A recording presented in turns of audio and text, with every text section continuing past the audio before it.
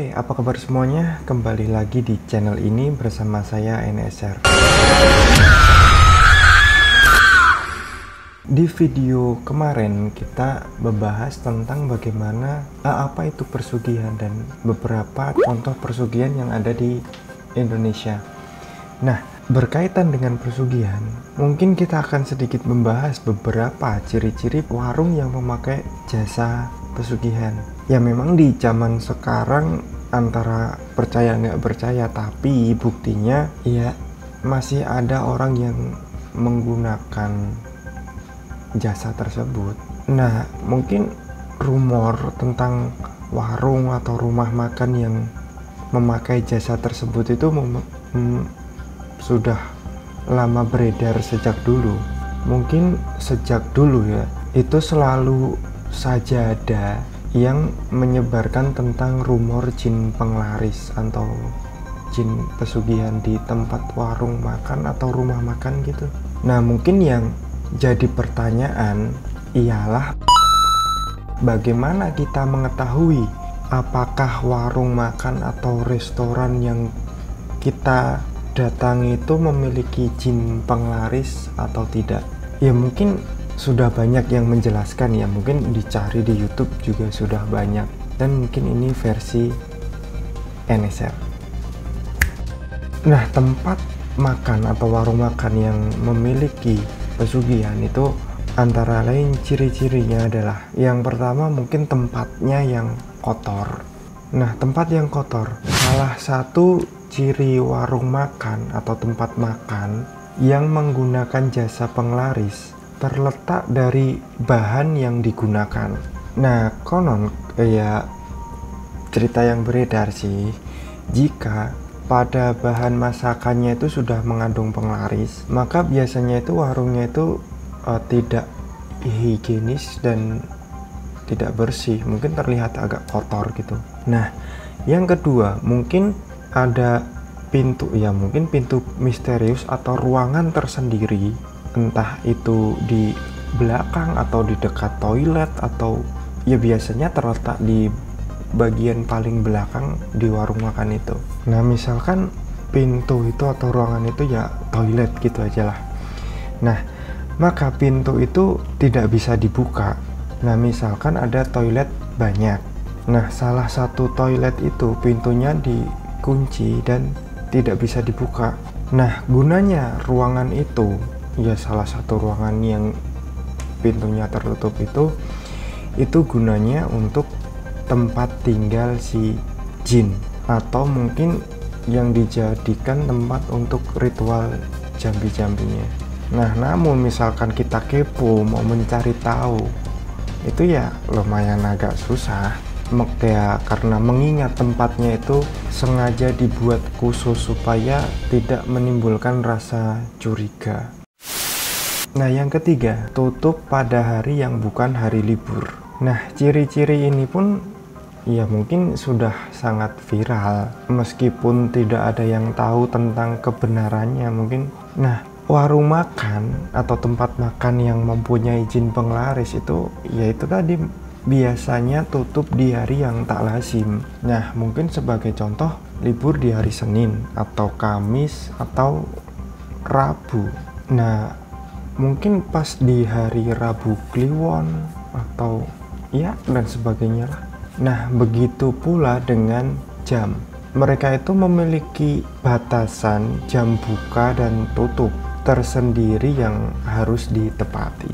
Nah, misalkan tutup jam 9 malam atau jam berapa gitu. Nah, misalkan barangannya itu belum habis, kalaupun harus diteruskan, nah itu ya dia akan melanggar pantangannya. Ya bagi yang ada perjanjian gitu, jika melanggar pantangan ya tahu sendiri lah, ya pasti ada akibatnya.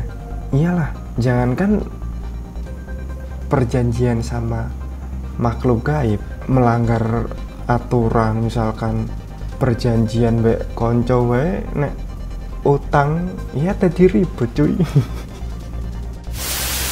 Nah, yang keempat itu diracik sang pemilik sendiri. Nah, ini mungkin salah satu ciri yang paling terbaru yang mungkin tidak banyak didengar dengan sama semua orang gitu. Nah, misalkan si pemilik warung itu harus memasak sendiri, bahkan menjadi kasir gitu. Nah, mungkin jika sudah ada yang mendengar ya, ada cerita gitu. Nah, ceritanya itu ketika itu ada warung bakso yang ramai. Nah, mungkin karena seseorang itu minta kuah, dia itu ya tanpa sadar lah, ya mungkin karena pesanannya banyak atau gimana, atau karyawannya gitu mungkin. Nah, itu dia mengambil kuahnya itu sendiri. Nah, dan waktu diangkat ternyata di dalam baskom, di dalam bahan itu, di dalam ya tempat kuah itu ada celana dalam, cuy. Nah, mungkin kan ya antara si karyawan sama pemilik itu kan juga si karyawan tidak tahu kan, kadang pemilik itu punya atau enggak.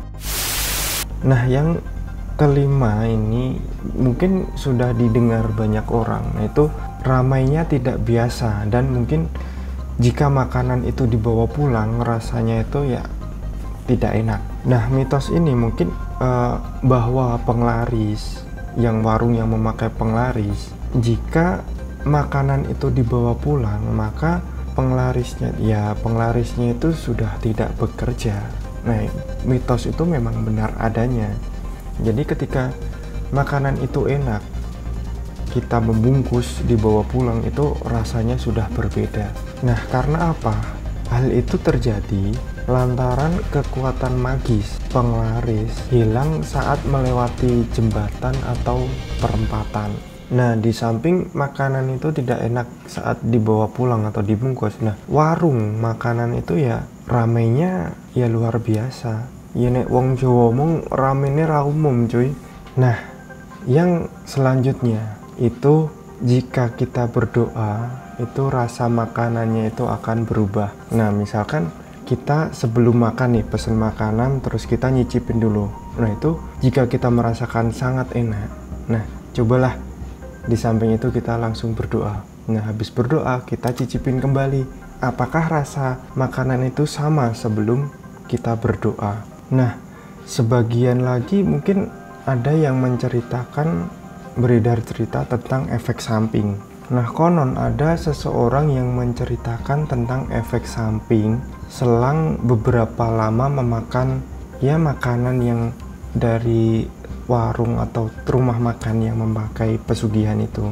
Nah, katanya orang ini akan memuntahkan isi makanannya usai memakan makanan dari warung yang memakai jin penglaris. Seseorang ini akan merasakan kenyang selama 2 hari.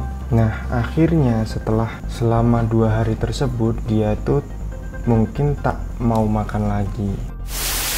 Mungkin cukup sampai di sini dulu ciri-ciri warung atau tempat makan yang memakai pesugihan. Ya, semua itu kembali lagi mau percaya atau tidak, tapi sampai sekarang itu masih ada warung yang pakai istilahnya itu lemek atau ya penglaris gitulah ya, tapi semua itu kembali lagi kepada kepercayaan masing-masing. Nah, setiap kali kalian mau makan, teman-teman mau makan itu ya jangan lupa untuk berdoa.